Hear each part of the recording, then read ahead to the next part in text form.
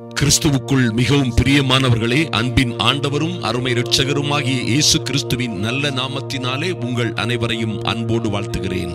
எனக்கு அன்பான சகோதர சகோதரிகளே, இந்த அதிகாலை ஜெப வேளையிலே ஒரு அற்புதமான காரியத்தை, அதாவது நம்முடைய ஜெபம், நாம் ஜெபிக்கிற ஒவ்வொரு ஜெபத்திற்கும் பதில் வருகிறதா? கர்த்தர் நம்முடைய ஜெபத்தை கேட்கிறாரா? ஐயா, நான் கதறி சொல்லுகிற வார்த்தைகள் எல்லாம் அவருடைய செவிகளில் ஏறுகிறதா? அல்லது கண்டும் காணாதவர் போல் இருக்கிறாரா? அல்லது என் ஜெபங்களுக்கு வர வேண்டிய பதில்களை எவை தடுக்கின்றன? எப்படி நான் நடந்தால் அல்லது எப்படி நான் ஜெபித்தால் என் ஜெபத்திற்கு நிச்சயமாக பதில் வரும் என்பதை தெரிந்திருந்தால், அறிந்திருந்தால் நலமாயிருக்கும் என்று நாம் அநேகர் நினைக்கலாம். அருமையான தேவ பிள்ளைகளே, நிச்சயமாய் இன்று நாம் தியானிக்கிற காரியங்களை உங்கள் வாழ்க்கையிலே நீங்கள் கடைபிடிக்கும் பொழுது நிச்சயமான, மிகவும் நிச்சயமான பதிலை நீங்கள் நானும் பெற்றுக்கொள்ள முடியும் என்பதிலே எந்த மாற்றமும் இல்லை. நிச்சயமாய் நம்முடைய ஜெபங்களுக்கு பதில் கொடுப்பதே அவருடைய சித்தம் என்பதிலே மாற்றமே இல்லை. இஸ்ரவேலை ஆசீர்வதிப்பதே அவருக்கு பிரியம். சுத்த இருதயம் உள்ள இஸ்ரவேலருக்கு தேவன் நல்லவராகவே இருக்கிறார் என்று வேதம் சொல்லுகிறது. என் அன்பு தேவ பிள்ளைகளே, நிச்சயமாய் பாருங்கள், சங்கீதம் 32:1 சொல்லப்பட்டிருக்கிறது, எவனுடைய மீறுதல் மன்னிக்கப்பட்டதோ, எவனுடைய பாவம் மூடப்பட்டதோ அவன் பாக்கியவான். ஹல்லேலூயா. பாருங்கள், யார் பாக்கியவானாய் வாழ முடியும் என்று பார்த்தோமானால், எவனுடைய மீறுதல் மன்னிக்கப்பட்டதோ, எவனுடைய பாவம் மூடப்பட்டதோ அவன் பாக்கியவான். இன்னும் பாருங்கள், சங்கீதம் 51:3 என் மீறுதல்களை நான் அறிந்திருக்கிறேன், என் பாவம் எப்பொழுதும் எனக்கு முன்பாக நிற்கிறது. என் பாவங்கள் எல்லாம் எனக்கு முன்பாக நிற்கிறது. ஐயா, என் மீறுதலை நான் அறிந்திருக்கிறேன் என்று சங்கீதக்காரன் கதறுகிறான். அருமையான தேவ பிள்ளைகளே, நிச்சயமாய் இந்த இயேசு நம்முடைய பாவங்களை மன்னிப்பதற்காக, தொலைந்து போன நம்மை தேடி கண்டுபிடிப்பதற்காக, அழிந்து போக இருந்த, அதாவது பிசாசின் வல்லமைகளிலும் ஆதிக்கத்திலும் அவனுடைய எல்லா தந்திரங்களிலும் அகப்பட்டிருக்கிற நம்மை அவர் விடுவிப்பதற்காக இந்த உலகத்திலே வந்தாரே, அந்த அற்புதமான ஆண்டவர் நம்மை விடுவிப்பதற்கு வைத்திருக்கிற அற்புதமான வழியை தெரிந்து கொள்ளுங்கள். அருமையான தேவ பிள்ளைகளே, நிச்சயமாக ஏசாயா 59:2 ஒரு அற்புதமான காரியம் சொல்லப்பட்டிருக்கிறது. தீர்க்கதரிசி மூலமாக இன்றும் நமக்கு கர்த்தர் அந்த வார்த்தைகளை கொடுக்கிறார். உங்கள் அக்கிரமங்களே உங்களுக்கும் உங்கள் தேவனுக்கும் நடுவாக பிரிவினையை உண்டாக்குகிறது.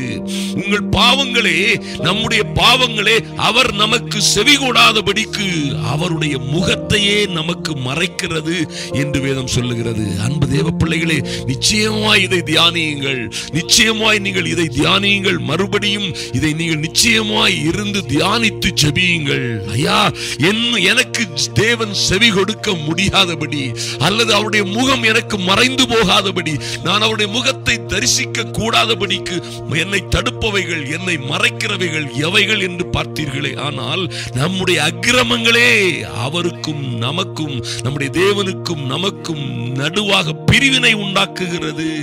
அன்பு தேவ பிள்ளைகளே, நம்முடைய பாவங்களே அவர் நமக்கு செவி கொடாதபடிக்கு நாம் கேட்கிற, ஐயா, அவரை தரிசிக்கவும், அவரோடு பேசவும், நம்முடைய கதறலை கண்ணீரை அவரோடு பகிர்ந்து கொள்ளவும், நமக்கு வேண்டிய காரியங்களை அவரோடு நாம் அறிக்கையிடவும் சொல்லவும் பெற்றுக்கொள்ளவும் முடியாதபடி அவருடைய முகத்தை மறைக்கிறது என்று எழுதப்பட்டிருக்கிறது. பாருங்கள், இன்னும் எரேமியா 5:25 இப்படியாக எழுதப்பட்டிருக்கிறது, உங்கள் அக்கிரமங்கள் இவைகளை, இந்த நல்ல காரியங்களை எல்லாம் உங்களுக்கு விலக்கி, உங்கள் பாவங்கள் உங்களுக்கு நன்மையை வரவொட்டாதிருக்கிறது என்று எழுதப்பட்டிருக்கிறது.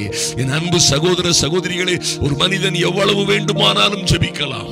ஐயா, ஒரு மனிதன் எவ்வளவு வேண்டுமானாலும் நல்ல காரியங்களை செய்யலாம், அல்லது எவ்வளவோ பயங்கரமான அதிகமான ஊழியங்களை செய்து கொண்டிருக்கலாம், அல்லது 1000 கோயில்களை கட்டலாம், அல்லது 1000 பாடசாலைகளை கட்டலாம். ஆனாலும் அவன் பாவியாயிருப்பானே. ஆனால் ஐயா, நம்முடைய மீறுதல்களும் நம்முடைய பாவங்களும் இருக்குமே, ஆனால் அவைகள் அவருடைய முகத்தை மறைக்கிறது.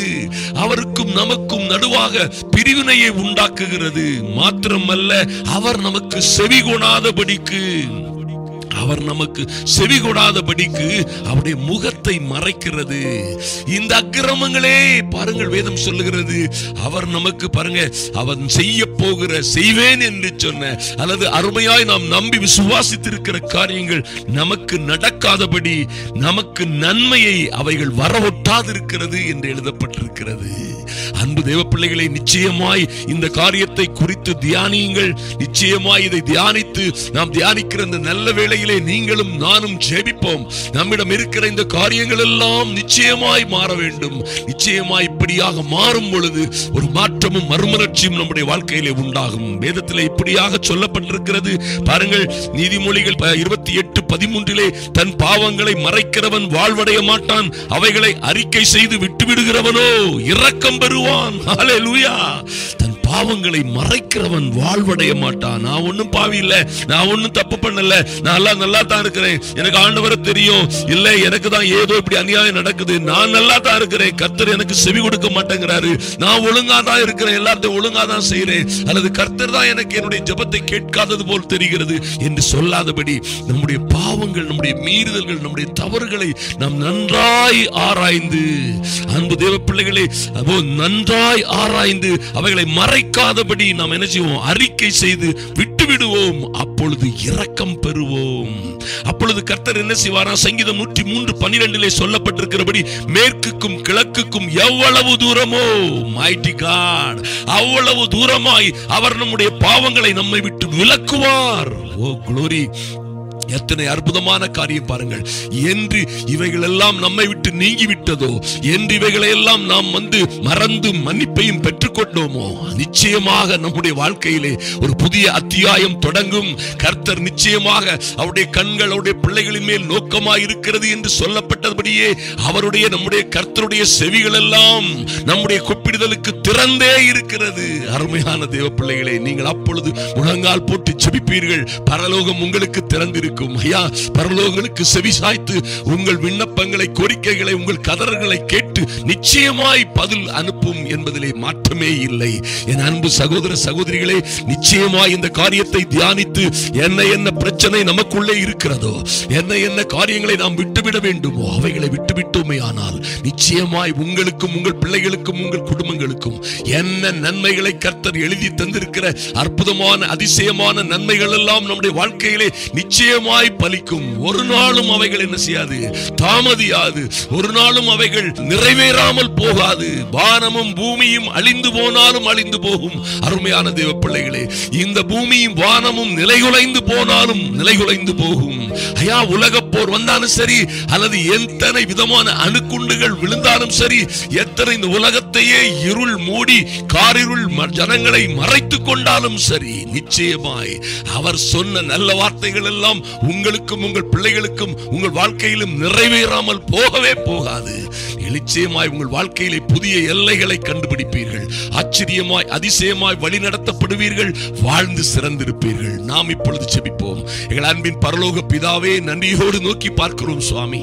ஐயா, எங்கள் ஜெபத்திற்கு பதில் கொடுக்கும் வண்ணமாய் எங்களுக்கு பதில் வராதபடி தடுக்கிற பொல்லாத சத்துருவின் எல்லா தந்திரங்களையும், எங்களுக்கு இருக்கிற எல்லா விதமான மீறுதல்களையும், எங்களுடைய குற்றங்களையும் கர்த்தாவே நீர் உணர்த்தி அவைகளை நீக்கி போடும்படியாய் எங்களை நீர் ஜெபித்த அழைத்த அழைப்புக்காக நன்றி செலுத்துகிறோம். அப்பா, இந்த அதிகாலை ஜெப வேளையிலே தேவ சமூகத்தில் வந்திருக்கிற என் அன்பு சகோதர சகோதரிகள் ஒவ்வொருவர் மீதும் பூரண கிருபை உண்டாகும்படியாய் ஜெபிக்கிறேன் இயேசுவின் நாமத்தினாலே. தடைகள் எல்லாம் மாறி போகும்படியாய், உபத்திரவங்கள் எல்லாம் மாறி போகும்படியாய், பிரச்சனைகள் எல்லாம் மாறி போகும்படியாய், என் தெய்வமே எங்கள் குற்றங்களை, மீறுதல்களை, எங்கள் கீழ்ப்படியாமைகளை மன்னிக்கும்படியாய் உம்முடைய பரிசுத்த இரத்தத்தினால், அப்படியே கேளுங்க எல்லாரும், உம்முடைய பரிசுத்த இரத்தத்தினால் மீண்டும் ஒரு முறை எங்களை கழுவும்படியாய் ஜெபிக்கிறோம் சுவாமி. மீறுதல்கள் இல்லாதபடி ஐயா, எங்கள் பாவங்களும் அக்கிரமங்களும் நீர் எங்களுக்கு செவிகொடாதபடிக்கு, அல்லது நீர் எங்களுக்கு செய்ய விரும்புகிற, செய்வேன் என்று சொன்னதாய் உம்முடைய சத்திய வேதத்திலே எழுதி எங்களுக்கு தந்திருக்கிற காரியங்கள் எங்களுக்கும் எங்கள் பிள்ளைகளுக்கும், எங்கள் வாழ்க்கையிலும் எங்களுடைய பிள்ளைகளுடைய வாழ்க்கையிலும், எங்கள் கையின் பிரயாசங்களில் நிறைவேறாதபடி தடுக்கிற இந்த பொல்லாத சத்ருவின் ஆதிக்கங்களை எங்களை விட்டு நீக்கி போடுகிறோம். பாவங்களும் மீறுதல்களும் கீழ்ப்படியாமைகளும் எங்களுக்கு தூரமாய் போவதாக. எங்கள் பாவங்கள் எல்லாம் கிழக்குக்கும் மேற்குக்கும் எவ்வளவு தூரமோ அவ்வளவு தூரமாய் தள்ளி போடப்படும்படியாய் உம்முடைய பரிசுத்த இரத்தம் எங்களை கழுவட்டும் சுவாமி. நன்றி செலுத்துகிறோம். ஜெப வேளையிலே வந்திருக்கிற ஒருவரும் வெட்கப்பட்டு போகாதபடி என் தேவனாகிய கர்த்தர் உங்களுக்கு பிள்ளைகளுக்கு செய்வேன் என்று சொல்லி இதுவரை பேசி வந்த இவர்கள் இருதயத்திலே நீர் எழுதி கொடுத்த நல்ல வார்த்தைகள் எல்லாம் நிறைவேறும்படியாய் தகப்பனே உம்முடைய சமூகத்திலே வருகிறோம் சுவாமி. கர்த்தர் பெரிய காரியங்களை செய்வீராக. ஆச்சரியமும் அதிசயமான காரியங்கள் தொடர்ந்து நடப்பதாக அன்பின் ஆண்டவரும் அருமை இரட்சகருமாகிய இயேசு கிறிஸ்துவின் நல்ல நாமத்தினாலே ஜெபிக்கிறோம் எங்கள் நல்ல பிதாவே. ஆமென், ஆமென். அருமையான தேவ பிள்ளைகளே, பாருங்கள், நீங்கள் கர்த்தருக்கு காத்திருக்கிறவர்களோ புது பலன் அடைந்து கழுகுகளைப் போல ரெக்கைகளை அடித்து உயரே எழும்புவார்கள் என்று எழுதப்பட்டிருக்கிறதே. ஒருவேளை நீங்கள் எழும்ப முடியாதபடி தவித்துக் கொண்டிருக்க, அல்லது உங்கள் வாழ்க்கை, உங்கள் பிள்ளைகளுடைய வாழ்க்கை, குடும்ப வாழ்க்கை, வியாபாரம், ஊழியங்களிலே எழும்ப முடியாதபடி தடுக்கிற இது போன்ற காரியங்களை நாம் நீக்கிவிட்டோம். ஆனால் உடனடியாக கூண்டிலிருந்து விடுபட்ட பறவையை போல, உல்லாச பறவையை போல உங்கள் வாழ்வும் உங்கள் வளமும் உங்கள் பிள்ளைகளும் நீங்களும் உயர உயர ரெக்கைகளை அடித்து பறப்பீர்கள் என்பதிலே சந்தேகம் இல்லை. நீங்கள் வாழ்ந்து சிறந்திருப்பீர்கள். கர்த்தர் உங்களை ஆசீர்வதிப்பார்.